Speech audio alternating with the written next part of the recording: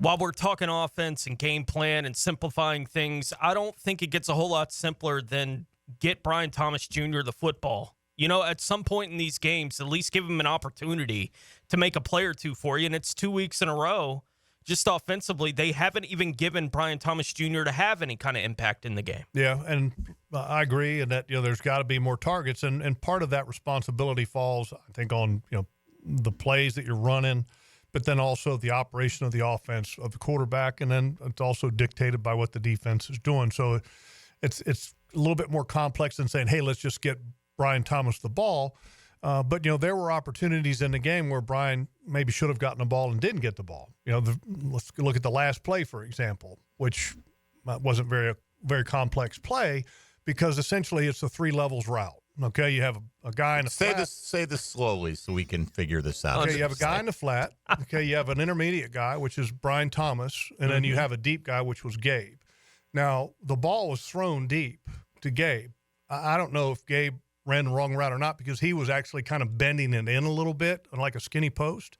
Was it supposed to be a straight 7 route where he goes down the field? Because that's kind of what Mac Jones threw. But either way, whether it's a 7 or skinny post or whatever, the ball should have been thrown to Brian Thomas Jr., who was the intermediate player, because it's cover 2. Okay, the safety's bailed, the corner's staying into the shallow route. Now you got this hole in cover 2. That's the throw to make, and Mac doesn't make that throw. Now, I will say that the protection failed on that play as well. On the left side, you had essentially a pick play, which was a really good job by their linebacker, the hometown product, the Minnesota guy that was back after being inactive with a toe injury. Cashman, thank you. And Cashman and Grenard ran a little game. And Cashman got the inside shoulder, hip of Walker Little. And then there was confusion because the back is like, okay, I'm supposed to block him. But then all of a sudden, here comes Grenard, planting his foot and coming up underneath. And then you can see that Mac Jones can't quite get the follow-through. So the play was wrong, I think, from a couple aspects. One, you gave up, hit on the quarterback that didn't allow follow-through. But then also the decision itself of where to throw the ball was not the proper decision. And then I don't know about the route. That's something that I'm not sure on. Right. Doesn't seem that complex. But it was – to Tony's point, are you watching the old 22 and seeing opportunities that they're just not capitalizing on for Brian Thomas Jr.?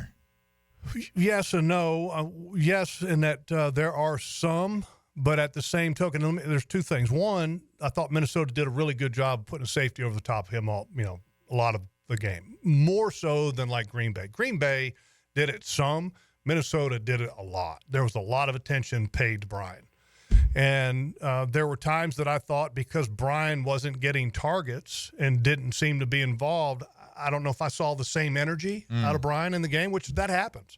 I mean, sometimes you have guys that they target them early to kind of get them involved, right, get them into the game, and you could kind of see that, as the game kind of wore on, I don't know if it quite stayed there. Isn't there a simple route you could just, even if it's a wide receiver screen, like just to get the ball in his hands, let him have that touch and let him feel it, run, try to pick up 10 yards? I agree, but I'm not a big fan of that stuff for Brian, just because that's not really what he does best. I mean, what he does best is where he's running, running, not necessarily that quick change of direction stuff at the line of scrimmage. But I understand what you're saying. It gets him involved and it gets him an easy catch. Just to get the blood flowing a little bit. Sure.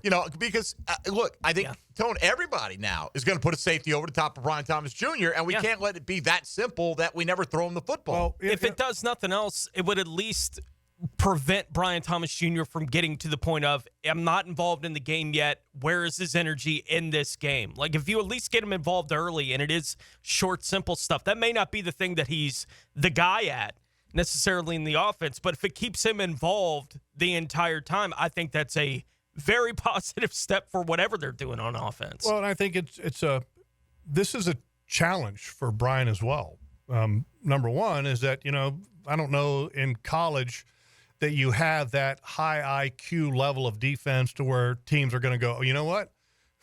We're going to shut you down no matter what, because at LSU, I mean, got Malik Neighbors. Oh my God! I mean, they had a million guys, right? So I mean, this is kind of new for Brian as well, and so it's kind of a challenge for him to be able to, still have that same energy, that same approach, and the same high energy competitiveness in that situation. And that's one of the things that makes Justin Jefferson so great. I mean, he's getting that every game, but yet he still is one of the ultimate competitors in a game. And I was talking to Keenan McCardell before the game, and by the way, he looks great. And I said, man, you got a room to coach. He goes, you can't imagine. He said about Justin Jefferson, he said, he's such a great competitor and does all the work. He said that's what makes him great. He said is that he's a great competitor no matter what, because he sees the coverage every week, but he still competes at a high level. Hey, Mia here, and thanks so much for watching 1010XL Jaguars. For even more coverage of the Big Cats, be sure to subscribe to 1010XL Jaguars.